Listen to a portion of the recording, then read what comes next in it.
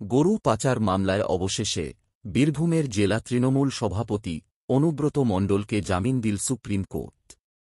গরু পাচার মামলায় শর্তসাপেক্ষে জামিন পেলেন কেষ্ট। কি শর্ত?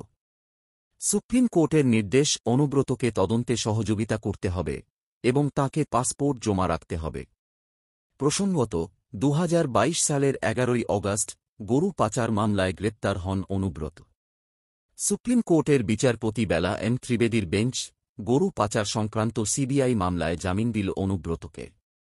একই সঙ্গে জামিনের অন্যতম শর্ত হিসেবে বলা হয়েছে, কোনো অবস্থাতেই তদন্তকে প্রভাবিত করবেন না অনুব্রত। কোনোভাবেই প্রত্যক্ষদর্শীদের প্রভাবিত করতে পারবেন না। তবে সিবিআই মামলায় জামিন হলেও ইডির মামলায় মেলেনি জামিন। আর সে কারণেই এখনই জেলমুক্তি নয় কেষ্টর। শুধু তাই নয়, অনুব্রত মণ্ডল নিম্ন আদালতের মামলা অনাবশ্যক দীর্ঘ করার জন্য কোনো আবেদন করতে পারবেন না। প্রসঙ্গত, 2022 সালের 11 অগাস্ট বীরভূমের নিচুপট্টি এলাকায় নিজের বাড়ি থেকেই গ্রেপ্তার হয়েছিলেন অনুব্রত। তাঁকে প্রথমে গ্রেপ্তার করে সিবিআই। গ্রেপ্তারের পর প্রথমে আসানসোল সংসদনাগারে রাখা হয়েছিল কেষ্টকে। পরে তিহাড় জেলে নিয়ে যাওয়া হয় তৃণমূল নেতাকে।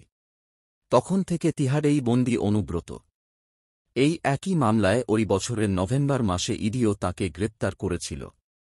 এরপর গ্রেপ্তার হন তাঁর মেয়ে সুকন্যাও। বর্তমানে সুকন্যাও তিহাড়ে বন্দী। তবে সিবিআইয়ের মামলায় অনুব্রতর জামিন হওয়ায় এবার অন্য মামলাগুলিতেও জামিনের সম্ভাবনা তৈরি হল। একই সঙ্গে জামিনের সম্ভাবনা বাড়ল সুকন্যারও।